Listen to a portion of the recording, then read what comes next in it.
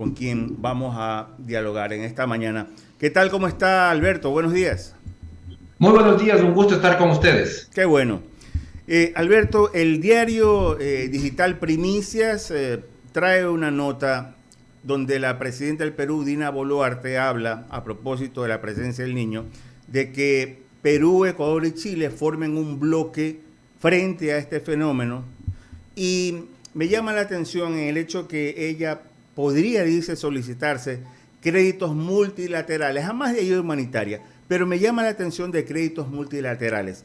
¿Es factible esto, Alberto, crear una especie de bloque, solicitar créditos multilaterales? Bueno, los créditos multilaterales realmente dependen de la capacidad de pago de cada país y si es factible, hay financiamiento para emergencias. El Ecuador, de hecho, está buscando ese financiamiento. El gobierno ha anunciado que espera conseguir alrededor de $300 millones en créditos para emergencia, Uh-huh. lo cual es positivo. Por otro lado, creo que siempre es positivo también la coordinación y trabajar, la cooperación internacional siempre es positiva. Los peruanos nos pueden ayudar, nosotros podemos ayudar a los peruanos, a Qué los bueno. colombianos, es decir, esa coordinación internacional creo que también es necesaria, porque al final del día es un fenómeno que va a afectar a varios países a la vez, de un tema mucho más allá del Ecuador, y yo creo que todas estas iniciativas al final del día nos van a ayudar. Alberto, y en otro tema, hablaba también algún candidato presidencial, hablaba de, si hay la emergencia, apuntar hacia las reservas monetarias internacionales, o en todo caso la reserva ecuatoriana, pero eso le pertenece al pueblo ecuatoriano. Entonces, no sé, me descolocó, pero en todo caso, ¿quién mejor que usted para que nos explique si esto es factible o no en caso de presentarse esta emergencia? Mire, afortunadamente el que los políticos se gasten nuestros depósitos es un delito en la actualidad. Existe la ley de defensa de la dolarización que prohíbe que se le meta la mano al Banco Central. Entonces, el dinero de la Reserva Internacional no es dinero de los ecuatorianos, no es dinero del gobierno ni de los políticos. Uh-huh. Es dinero de cada uno de los depositantes que tienen nombre y apellido. Es una persona individual. Y si esas personas quieren que los políticos se gasten sus ahorros, pueden voluntariamente donarlos. ¿Por qué no los donan? Que abran una cuenta y donen sus depósitos a los políticos para que reactiven el mundo si es que les da la gana. Muy bien, Pero, sarcástico. pero de manera coercitiva es inaceptable. No pueden los políticos sin preguntarnos a los dueños de los depósitos, porque hay que estar muy claros, aquí hay que entender qué depósitos son. Cuando usted deposita en una cooperativa, $50, $40, una parte de ese dinero se va al Banco Central para estar líquido. El objetivo es que esté siempre líquido, que la cooperativa no pueda usarlo para dar crédito, porque si da crédito, no está líquido. Y el objetivo de la Reserva Internacional es que en todo momento esté líquido para que la cooperativa o el banco esté en capacidad de devolver ese dinero cuando su legítimo dueño lo pida de regreso.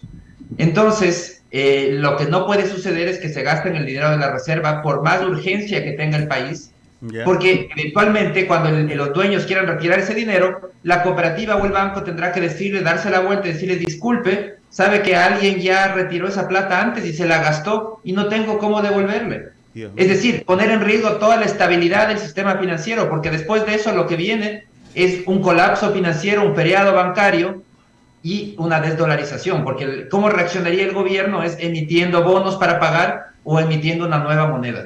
Es un escenario inaceptable. Correcto. Ahora, en este tema precisamente, el ministro de Economía hablaba de este préstamo al BID. ¿Puede ser factible? ¿Hay, digamos, garantía todavía como para este tipo de préstamo? Por motivos de emergencia existen posibilidades, eh, la realidad es que el Ecuador ha usado con los multilaterales el cupo al máximo. Uh-huh, Hay claro, pocas posibilidades de financiamiento así adicional. O es. sea, con el Fondo Monetario ya no podemos hacer un programa adicional porque ya usamos todo lo que nos podían dar. Hay un fondo extra que todavía podemos aplicar que se creó para las emergencias después de la pandemia del COVID. Y siempre existen fondos también para emergencias tipo desastres naturales. Entonces, el Ecuador tiene que tocar las puertas para ese tipo de mecanismos, pero hay que estar claros que tampoco vamos a poder seguir viviendo del endeudamiento indefinidamente. Cada vez es más difícil conseguir fondos Y por eso es que también esas propuestas de muchos candidatos, podemos resumir que la mayoría de candidatos dicen, nuestra salida, nuestra solución es reactivar la economía gastando más. Suena muy lindo, gastando, invirtiendo más gasto público, más inversión pública. Suena precioso, pero ¿de dónde van a sacar el dinero? El país tiene un fisco que vive del endeudamiento, que está mendigando fondos porque gasta demasiado, esa es la realidad. Gasta demasiado en función de sus ingresos, los ingresos son insuficientes. Entonces, la solución en este momento no es insistir en el endeudamiento y esa estrategia de seguir gastando más, sino la solución es enfocarnos en lo que realmente genera bienestar. ¿Qué es lo que determina la fortaleza de un país?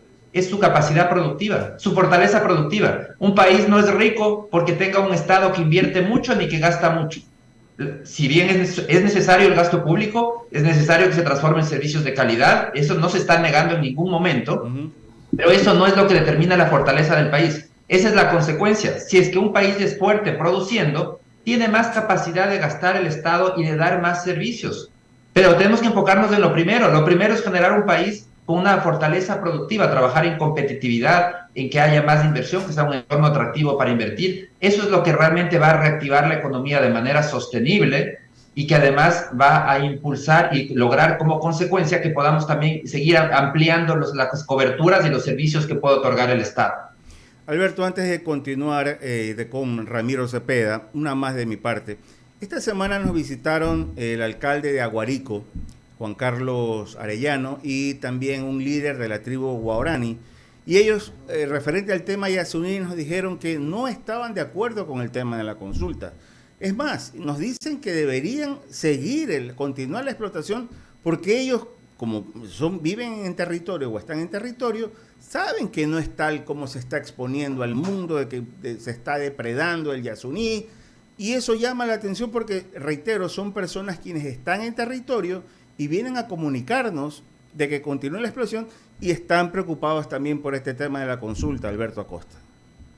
Y deberían estar preocupados todos los ciudadanos en las ciudades, en el campo, porque al final del día, ¿qué implica dejar de producir, cerrar el cuarto bloque petrolero? Porque es lo que se está planteando en este momento, cerrar el cuarto bloque petrolero del Ecuador. Entonces, por un lado, significa perder 1.900 millones de dólares de todo lo que se ha invertido, todo eso se va a la basura, esos son esos lujos que solo los países pobres se pueden dar. Después implica tener que invertir adicionalmente 450 millones de dólares para cerrar los pozos. 500 mil dólares cuesta cerrar cada pozo. Así es. Ese dinero hubiéramos podido usarlo mucho mejor. Y lo más grave es la renta petrolera que se va a dejar de recibir. El año pasado la renta petrolera neta fue de 1.200 millones de dólares. Es decir, alrededor de 1.200 millones se va a perder año tras año, no solo una vez, año tras año durante la vida útil de esos pozos. Eso significa menos rentas para los gobiernos seccionales. Más vale que estén calculando en cuánto van a caer sus ingresos, porque van a tener que invertir menos en infraestructura, en alcantarillado, en hacer calles, en saneamiento, etcétera. Es decir, menos capacidad de inversión. Todavía hay una primera afectación y que lo van a sentir los ciudadanos en todas las ciudades del país. Segundo, una afectación por el lado de menos dinero para Petroecuador para invertir. Entonces esto va a seguir ahondando esta caída en la producción que tiene Petroecuador en general, porque falta de recursos para invertir. Y tercero, el Estado central también va a tener menos recursos para inversión en salud, en educación. Al final del día, como país, nos vamos a empobrecer en esos 1.200 millones de dólares claro que sí. Por año. Y es un error pensar que se puede compensar con impuestos. Los impuestos no compensan el empobrecimiento. Los impuestos no son producción. Estamos dejando de producir como país 1.200 millones de dólares, si es que gana el sí. Y eso, el cobrar impuestos es simplemente quitar una renta de alguien que ya produjo en el pasado. Pero como país, incluso si el fisco llega a solucionar su problema fiscal, supongamos que compense fácilmente esos 1.200 millones, compensa con más impuestos, el fisco puede estar tranquilo, pero como país nos hemos empobrecido en 1.200 millones de dólares porque producimos menos como país. Y ese hueco no es fácil de compensar. Definitivamente. Continúa Ramiro Cepeda. Alberto, ¿cómo te va? ¿Qué tal? Un gusto, Ramiro. Todo muy bien. Bien, a ver Alberto, yo entiendo todo lo que usted dice y en verdad el orden, el tener una economía sana, el manejar las finanzas públicas de manera correcta, crea estabilidad, eso lo tengo claro, sobre la mano derecha, pero sobre la mano izquierda hay emergencias, necesidades, falta de equidad, exceso de necesidades insatisfechas. Y es la dicotomía, el dilema que tiene un jefe de Estado. Estamos poniendo en orden, y creo que el presidente Lasso en su esfuerzo puso la casa y la economía en orden en la medida de lo que pudo. Pero ¿cómo responder al fenómeno del niño si no hay plata, si no generando una suerte de qué? ¿De dónde sacamos la plata si los organismos multilaterales ya los tenemos copados? Si los fondos de emergencia demoran en llegar, llegan más tarde que la misma emergencia, por tanto se produce un descalce en la ayuda social. ¿De dónde sacar la plata, Alberto? Ramiro, precisamente esa es la tragedia nacional. El vivir al día a día, el hacer como la cigarra, vivir cantando y bailando hasta que llegue el invierno y estamos en problemas. Y no hacer como la hormiga. Los cuentos infantiles muchas veces tienen mucha sabiduría. La hormiga que se pasa trabajando, guardando, preparándose para el invierno. La cigarra, en cambio, pasa farreando y cantando. Cuando llega el invierno, la única que está preparada es la hormiga y la cigarra se muere de hambre. Esa es la historia del Ecuador, la historia económica del Ecuador.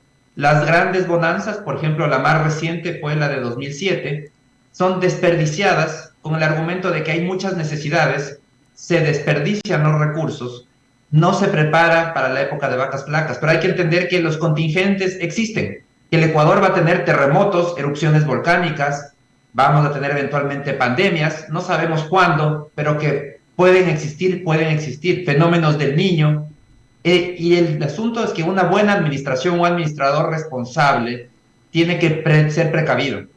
Eso es parte fundamental. Sí, Alberto, yo no dudo, el diagnóstico que usted hace es el correcto, pero póngase en el puesto del mandatario. ¿De dónde saco la plata ahora? Bueno, el día de ahora, lo importante aquí primero tiene que poner en orden el gasto público. Y hay que hacer lo que se debió haber hecho hace mucho tiempo. No se ha hecho en el pasado, bueno, ya el pasado no lo podemos cambiar, pero sí podemos cambiar el futuro. ¿Qué tiene que hacer lo primero? Priorizar gastos. Una revisión integral al gasto público. Porque el gasto público ha seguido subiendo. Año tras año sube el gasto corriente de manera significativa. Y los servicios públicos cada vez están peor. Ese gasto no se transforma en calidad de servicios. Entonces, la manera de sacar recursos en este momento de manera urgente es haciendo una priorización urgente del gasto público, determinar qué sí es importante y qué no, y trabajar para ir generando y reconstituyendo esos famosos fonditos que tanta falta nos hacen ahora y que fue la muestra máxima de irresponsabilidad de una era de descontrol y de mal manejo económico. Ahora tenemos que corregirlo, y la manera de hacerlo es esforzándose, revisando qué gastos sí sirven y cuáles no, los que no sirven, generar ese ahorro para poder destinarlo a otras cosas más urgentes, porque este momento vamos a tener necesidades muy importantes de apoyo a la población que se va a ver afectada, de reconstrucción de infraestructura, etc. También tenemos que abrir la puerta a otros mecanismos para la obra pública, abrir de manera definitiva la puerta para las asociaciones público-privadas, las concesiones, para usar capitales privados para hacer reconstrucción y hacer obra pública. Funciona en muchos países del mundo. En el Ecuador hemos querido hacer que el Estado sea el único que haga, pero tenemos un Estado muy limitado de recursos. Entonces hay que hacer las cosas bien, y eso tenemos que empezar ahora, porque lamentablemente no lo hicimos en el pasado y estamos pagando las consecuencias. Y se repite una y otra vez. Se repitió con el terremoto de Manabí. Recordemos entonces que el Estado tampoco tenía plata para el terremoto de Manabí, entonces hizo una reforma tributaria para que los ciudadanos paguemos la reconstrucción de Manabí. Vino la pandemia y somos si no fue el único país, somos de los poquísimos países en el mundo que el Estado, en vez de salir a ayudar a sus ciudadanos, los ciudadanos tuvimos que salir a ayudar al Estado, porque el Estado, evidentemente un Estado gastador, no tenía plata, no estaba preparado, no podía ayudar a sus ciudadanos ni a las empresas. Entonces tuvimos otra reforma tributaria para poder sostener a ese Estado gastador e irresponsable. Entonces tenemos este lastre que es del Estado gastador e irresponsable, al que los ciudadanos permanentemente tenemos que estarle ayudando porque en el Estado no hay responsabilidad, no hay un principio básico de sostenibilidad que tiene que existir en la administración pública, precisamente porque el Estado debería ser quien nos ayude a los ciudadanos cuando vienen las contingencias y no a la inversa, como es seguro que va a suceder muy pronto, que nuevamente el Estado pedirá ayuda en vez de que el Estado ayudara a los ciudadanos afectados por el fenómeno del Niño. Ok, Alberto, agradecerte por habernos concedido esta entrevista, siempre tú con tus conceptos bastante claros en el tema económico. Que tengas un buen día. Muchísimas gracias, un gusto. Por favor, Bolo, abre el espacio a las menciones publicitarias, que solo le queda una, la de allá, no esa. Bolo, véame, la otra. ¿No les pasa que cuando se juntan con los panas... Dale. Sí. Cuando se junta con los panas, ¿qué?